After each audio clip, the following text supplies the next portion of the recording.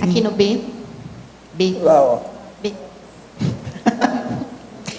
Vocês estão... Na sexta linha da parafatologia, eu queria que você explicasse um pouquinho melhor a auto-organização parapsíquica tarística. Como que você vivenciou isso, essa auto-organização parapsíquica tarística? Eu não sei se você se referiu no ato de executar atares, você vai... É na parafatologia ou na... Parafatologia, sexta linha, de baixo para cima. Ah, por isso.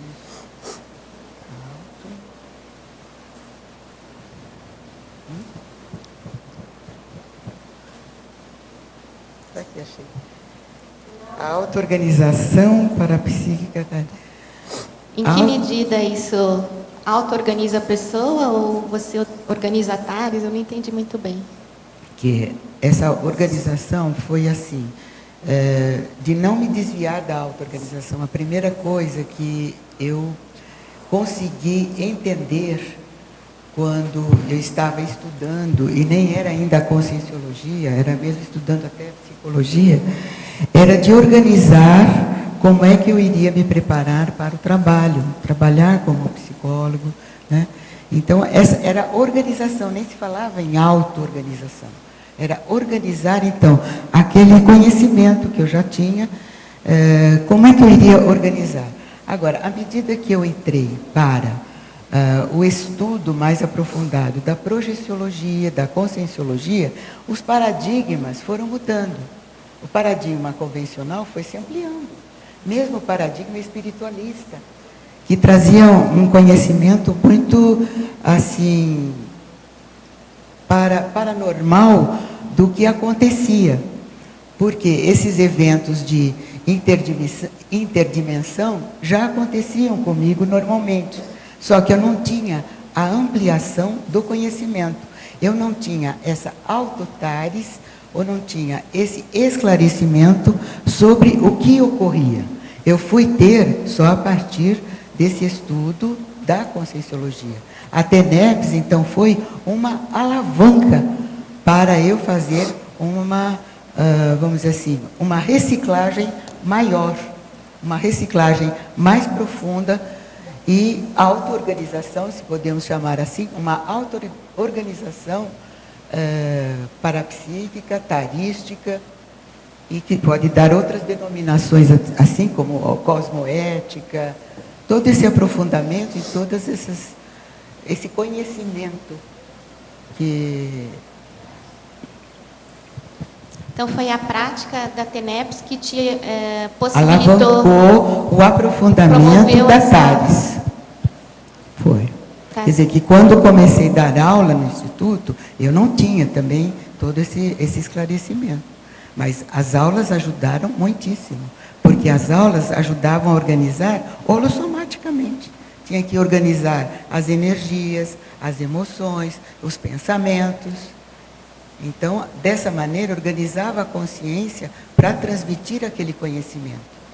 E, ao mesmo tempo que transmitia o conhecimento para os alunos, para os discentes, transmitia também para as consciex, para os alunos, né? Alunos extra-alunos. No DAC, poderia aprofundar ou associar mais ideias no complemento para psicosferologia, página 29. A consim paraperceptiva apresenta na para-ocorrência elevado nível de clarividência. Isso aqui é a clarividenciologia. Quanto à parapsicosfera da consim indutora. O parafenômeno pode detonar alterações em suas posturas, atitudes, conceituações, proposições, confirmações, reformulações e decisões. E, com isso, vai enriquecer para vivências, para percepções, para, vamos dizer, evidências, para constatações, para banhos energéticos, para cerebralidades e as para prospectiva da consciência parapsíquica. Então, vamos entender. É muito importante nós começarmos a dar valor para a observação, análise, interpretação do que ocorre conosco em matéria de energia e de fenômenos parapsíquicos.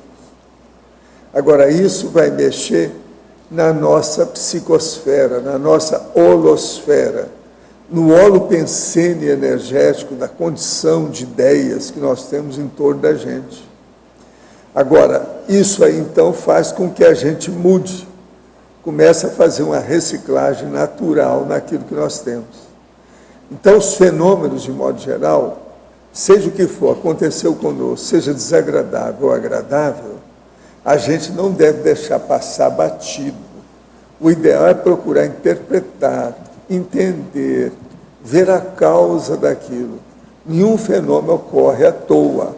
Há sempre uma mensagem, um objeto, uma meta, uma razão de ser daquele conteúdo do fenômeno que apareceu conosco. Pode ser até um fenômeno que a gente percebe que é apenas uma extrapolação. Não interessa, ele é sério e deve ser pesquisado. De modo que é isso que nós vamos chegar no que nós estamos falando hoje, que é a induciologia, a indução. Uma pessoa pode induzir um fenômeno com a gente, nós podemos induzir um fenômeno para outra pessoa, um amparador pode fazer isso com a gente, uma observação que nós temos pode induzir um fenômeno que a gente acontece ali na hora, e por aí vai. E nós temos que fazer também induções, ilações, começar a raciocinar sobre as causas, a razão de ser das ocorrências conosco. Às vezes, um fenômeno aparentemente simples, ele está trazendo uma mensagem extremamente séria para nós. E, às vezes, muito positiva. Agora, a maioria de grandes fenômenos que passam com as pessoas em geral, passa batido ainda. Porque há pouca convivência com o processo da energia consciencial. Pilar, tem uma pergunta para você, a Elisa, aqui no ar. É o seguinte, na página 7, o item 62, sobre mega euforização. Aí a minha curiosidade é a seguinte, eu estou sabendo dessa técnica há pouco tempo, e eu queria entender se dá para fazer uma auto-mega euforização, ou como é que funcionaria isso nesse contexto? Você está perguntando neste contexto do professor, do autoenfrentamento docente? Sim. Ou você está falando assim só para você? Porque Não. aí eu passaria para o professor. Se for assim para você, as duas ele daria... coisas são importantes. Nesse contexto, eu acho que é muito importante. E para a gente, como consciência, saber fazer também, se for possível. Então, é possível, mas tem que estar assim, num crescendo energético, que foi o que foi explicado. Esse crescendo energético, através da técnica do EV, do arco voltaico, até chegar à mega euforização, quando já se conseguiu intrapsiquicamente ou intraconsciencialmente essa renovação interior, uma renovação mais atualizada do momento atual da própria vida, onde consegue já um autocontrole dessas energias, um autodomínio maior, para que essa harmonia, essa serenidade, mesmo que seja temporária, permita que façamos essa euforização, quer dizer, essa exteriorização de energias com mais força, com mais intensidade, mas que mantendo aquele equilíbrio íntimo, sem nos desequilibrar, sem nos deixar com muita euforia e sem nos deixar também indiferente àquilo que está acontecendo ou às nossas dificuldades de estar realizando esse tipo de trabalho de atividade ou de conclusão da técnica. Ficou claro para você, Elisa? O professor Waldo pode acrescentar. Ela perguntou sobre a mega euforização, que eu falei que é sobre a harmonização íntima aumentada. Se é possível a gente fazer uma auto-mega euforização, então, como seria isso? Então, mas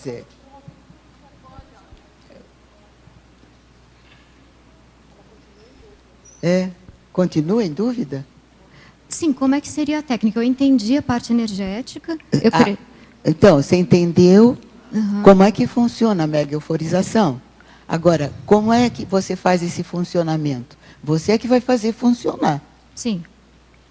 Então, usando esse conhecimento da mega euforização, esse mecanismo energético de autodomínio, de anticonflitividade, de análise interior, chega num ponto, você mesmo desencadeia esse processo. Tá.